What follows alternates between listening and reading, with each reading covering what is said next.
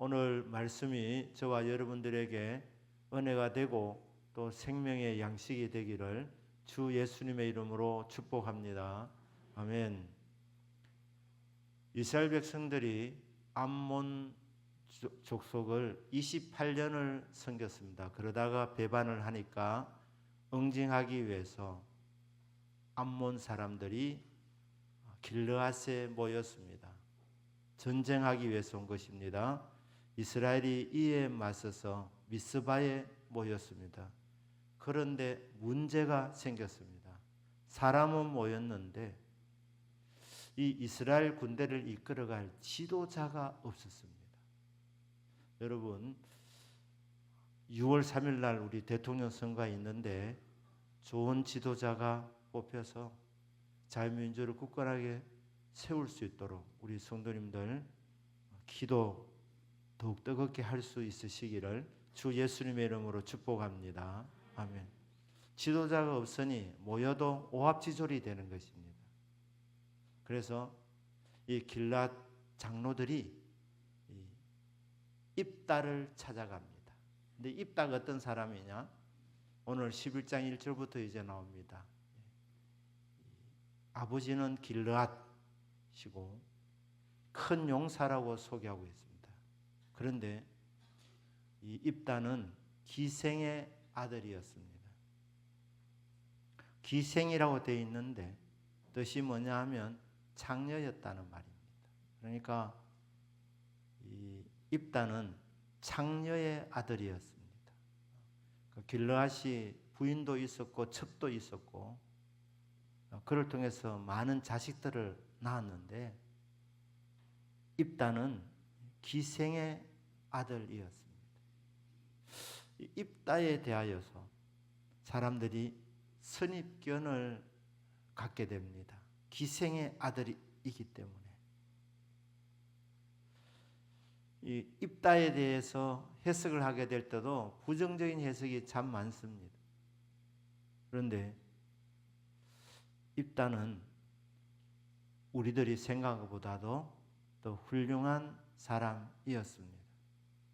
히브리서 11장은 믿음장으로 알려져 있는데 히브리서 11장 32절에 보면 그 믿음의 영웅들 이름들을 소개하는 가운데서 거기 보면은 기드온, 바락, 입다, 삼손, 다윗 및 사무엘과 선지자들이라. 거기 보면 입다라는 이름이 나옵니다. 입다는 믿음의 영웅이었습니다. 기생의 아들이라는 것 때문에 선입견을 가지지 않아야 합니다. 입다는 기생의 아들이었지만 창녀의 아들이었지만 그러나 그는 훌륭한 사람이 되었습니다. 여러분, 은혜를 제대로 받으면 사람은 변화됩니다. 사람이 참 잘 안 바뀐다고 하지만 하나님 제대로 만나면 변화됩니다. 은혜를 제대로 받으면 변화되게 되어져 있습니다. 사사 중에서 입다가 훌륭한 사람이었는데 그는 가정생활도 아주 충실하게 했다고 봅니다. 입다는 무남동녀, 그러니까 아들이었고 자식이 하나뿐이었습니다. 이 당시 사사시대는 아주 영적으로 어두웠고 음란한 시대였습니다. 사사들도 부인을 한 명만 둔 것이 아니고 수많은 부인들을 두었습니다. 기드온 같은 경우는 아들을 70명을 낳았다고 되어 있습니다. 뭐 기드온이 뭐 특별한 재주가 있어서 낳으면 아들만 낳은 게 아닙니다. 70명 딱 낳았는데 아들만 70명 낳았다. 그건 아닙니다. 그렇다면 딸도 많이 낳았을 것입니다.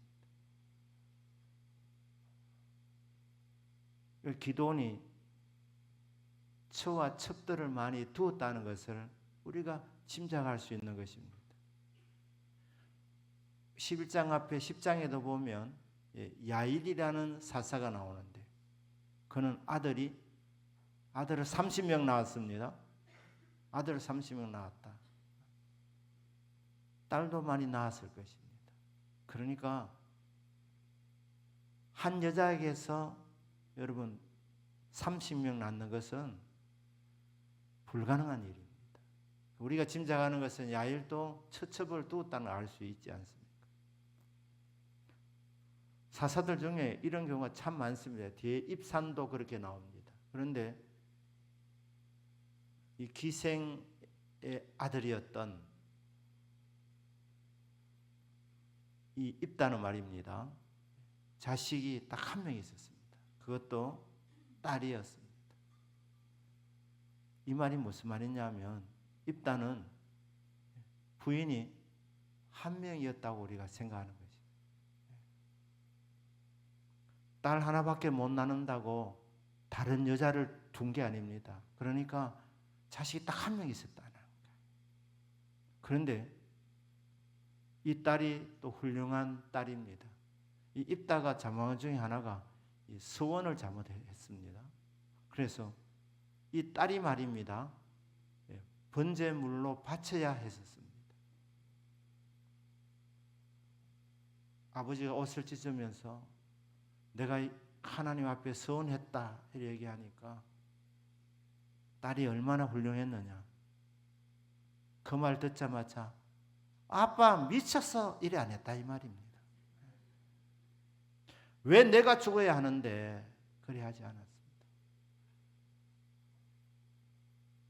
아빠가 여호와 앞에서 뱉은 말이기 때문에 이 소원한 대로 제가 기꺼이 번제물이 되겠습니다.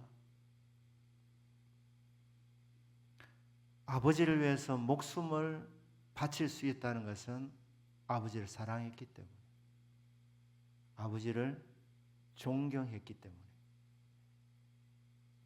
그러니 이 입다가 가정생활 그 사사시대에 참 일부일체가 힘든 시대에 딸 한 명을 길렀는데 자식 농사도 잘했다는 것입니다. 순결한 처녀로 그렇게 번제의 제물로 드렸던 이 무남동녀 이름이 나와 있지 않습니다만은 입다의 가정생활이 얼마나 경건했는지 우리가 짐작할 수 있는 대목입니다. 그런데 이 입다는 기생의 아들이라는 것 이것 때문에 사람들로부터 무시를 당하고 외면을 받았습니다. 버림을 받았습니다. 이복 형제들이 너는 엄마가 다르다 그러면서 우리 집에서 나가라 이렇게 얘기했습니다. 쫓겨났습니다. 아버지의 재산을 물려받지 못했습니다. 이게 입다였습니다. 버림받은 사람이었습니다. 그런데 하나님은 사람들로부터 버림받은 이 입다를 하나님이 선택하셨습니다. 여러분, 하나님은 출생을 보시는 분이 아니십니다. 가문을 보시는 분이 아니십니다. 외모를 보시는 분이 아니십니다. 학벌을 보시는 분이 아니십니다. 재산을 얼마나 많이 가졌느냐 보시는 분이 아니십니다. 하나님은 중심을 보시는 하나님이십니다. 사무엘이 이새의 집을 방문하고 그 중에 한 명에게 기름을 붓겠다 말했을 때에 그 집이 난리가 났었습니다. 그래서 준비했습니다. 7명의 아들을 준비시켜 놓았습니다. 그런데 막내 아들은 제외시켰습니다. 막내 아들은 그 시간에 무엇을 하게 했느냐? 들판에서 양을 치게 했습니다. 부모로부터 버림받았던 아들이 이새의 막내 아들 다윗이었습니다. 그도 그럴 것이 이새가 볼 때 장남이 정말 잘생겼습니다. 키도 컸고 유능하게 보였습니다. 그러니까 기름 부으면 아마 장남이 아니겠느냐, 혹시 아니면 차남, 이런 식으로 7명의 아들을 다 준비시켜 놓고 막내 아들은 가능성이 없다고 봤기 때문에 그래서 배제시켜 놓았던 것입니다. 사무엘도 처음에는 외모를 보고 혹해서 하나님이 준비해 놓은 아들인갑다, 기름 부으려 하는데 하나님이 사무엘에게 아니다, 장남은 아니다, 외모는 번듯해도 중심이 아니다, 하나님을 의지하는 믿음이 전혀 없었던 아들이 장남 엘리압이었습니다. 그럼 하나님 말씀합니다. 사람은 외모를 보지만 나는 중심을 보느니라. 하나님은 우리 마음 중심에 믿음이 있기를 소원하는 것입니다. 그런 사람을 찾는 것입니다. 저와 여러분의 마음 중심에 예수님이 계시기를 주님의 이름으로 축복합니다. 예수님 영접하여 예수님 마음에 모시고 사는 사람, 그리고 인생의 목적이 주님께 영광 돌리겠다는, 오직 주의 영광을 위해서 살겠다는 이 중심이 되어 있는 사람, 그 사람을 하나님이 찾으시는 줄로 믿습니다. 찾으시면 하나님이 그 사람을 높이 들어 사용하는 것입니다. 우리 예수님도 버림받지 않았습니까? 왜 그렇습니까? 외모가 좋지 않았습니다. 우리가 흠모할 만한 아름다운 어떤 것도 예수님에게는 없었습니다. 그래서 사람들이 예수님을 버렸습니다. 십자가에 못 박도록 내어놓았습니다. 하지만 건축자들의 버린 돌이 모퉁이의 머릿돌이 된 것처럼 사람들이 버렸던 예수님이 만왕의 왕이 되게 하시고 만주의 주가 되게 하여 주셔서 모든 무릎이 예수님 앞에 무릎 꿇도록 만들어주신 주 여호와 하나님이십니다. 하나님은 중심을 보시는 분. 이 입다는 기생의 아들이었지만 그러나 그 중심에 하나님을 의지하는 믿음이 있었기 때문에 하나님이 그 사람을 썼습니다. 큰 용사였기 때문에 사사로 세우신 것이 아니라 그 마음의 중심에 하나님을 의지하는 믿음이 있었기 때문에 하나님이 그를 사용하신 줄로 믿습니다. 자, 쫓겨나서 돕당에 갔는데 그곳에 잡류들이 모여들었습니다. 잡류라는 말은 인생의 뚜렷한 비전이나 목적 없이 사는 사람들을 가리키는 것입니다. 아무런 목적이 없이 살아가는 사람들이 입다에게 몰려왔습니다. 그런데 이런 인생도 입다를 통해서 변화되었습니다. 설만한 인생이 되었습니다. 입다는 선한 영향력을 끼치는 사람이 된 것입니다. 자, 잡류가 모여들고 경박한 사람들이 모여든 사람들, 지도자 가운데 아비멜렉도 그랬습니다. 그런데 아비멜렉도 그렇고 그 경박한 사람들도 좋은 영향을 끼치지 못했습니다. 하지만 다윗 같은 경우도 보시면 어떻습니까? 다윗이 도망 다닐 때에 원통한 사람들, 버림받은 사람들, 이 억울한 사람들, 이런 사람들이 아둘람 굴에 모여들어 왔습니다. 400명이 찾아온 것입니다. 다윗이 계산을 하는 사람이었으면 이 사람들 때문에 자기가 발각되기가 더 쉽기 때문에 가라고 했을 것이지만 다윗은 그 사람들을 반갑게 맞아 주었습니다. 그리고 그들과 함께 하나님을 예배하는 사람들로 그렇게 공동체를 만들었습니다. 예배 공동체, 하나님을 섬기는 공동체. 그렇게 되었을 때 하나님께서 이 400명이 나중에는 600명까지 되었는데 그들 가운데에 훌륭한 인물들이 많이 나왔습니다. 훌륭한 장군들이 많이 배출되었고 이스라엘을 이끌어갈 지혜로운 사람들이 많이 나왔습니다. 다윗이 사람들을 믿음의 사람들로 만들었고 그리고 훌륭한 사람들로 그렇게 세워나갈 수가 있었던 것입니다. 선한 영향력. 입다가 이런 인물이었습니다. 그런데 무엇보다도 이 사사 입다에게서 우리가 보게 되는 것은 하나님을 의지하는 인생의 생사복을 주관하시는 분이 여호와 하나님이라는 사실을 입다는 분명히 믿었습니다. 지도자가 없어서 이 길앗 장로들이 찾아옵니다. 찾아와서 우리들의 장관이 되게 해달라. 이 기생의 아들이기 때문에 사사로 세울 마음이 없었습니다.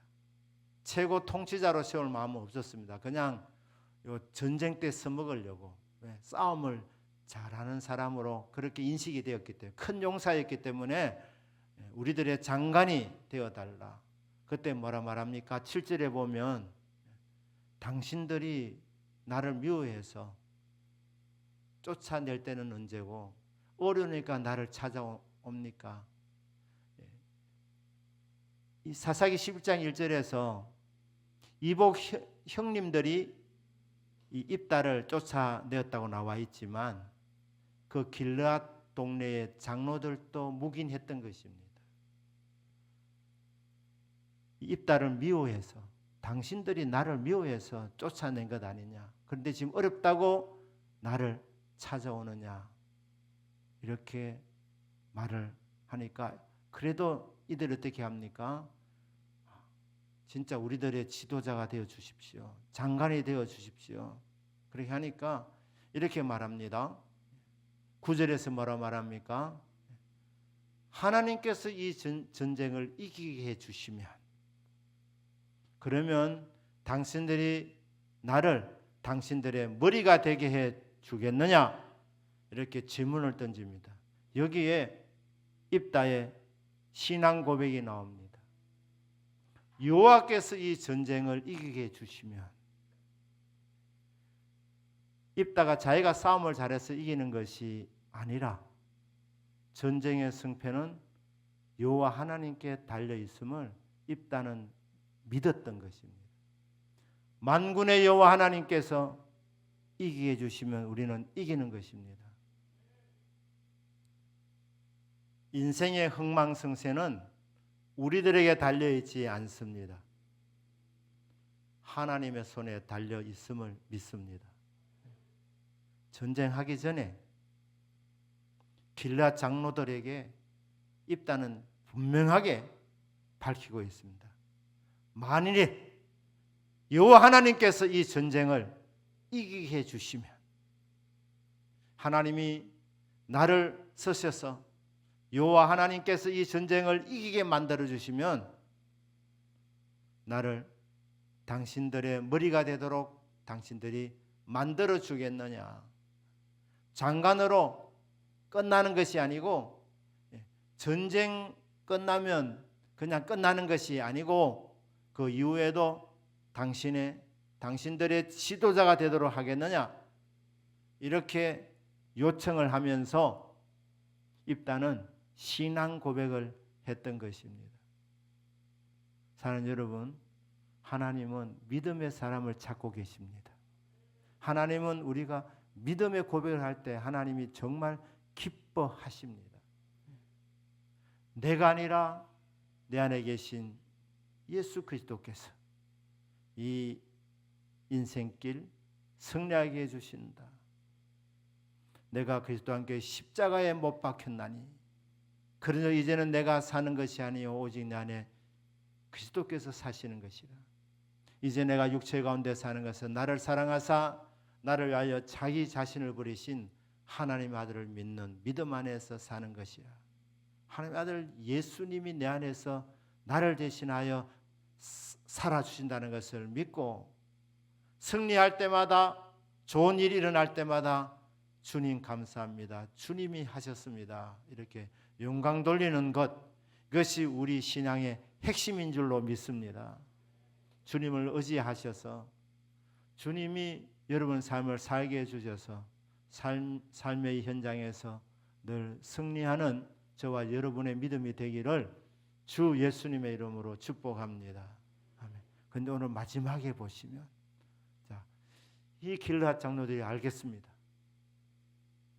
이 전쟁 여호와 하나님이 이기게 해주시면 입다 당신이 우리들의 머리가 될 것입니다. 우리는 하나님 앞에 약속합니다. 맹세합니다. 이렇게 말할 때에 알겠다 하고 이 입다가 미스바에 가서 제일 먼저 한 일이 뭡니까? 제일 먼저 한 일이 오늘 11절 마지막 부분에 보면 입다가 미스바에서 자기의 말을 다 여호와 앞에 아뢰니라. 그는 전쟁하기 전에 먼저 하나님께 기도했습니다. 자기를 다 하나님께 아뢰었다는 거예요.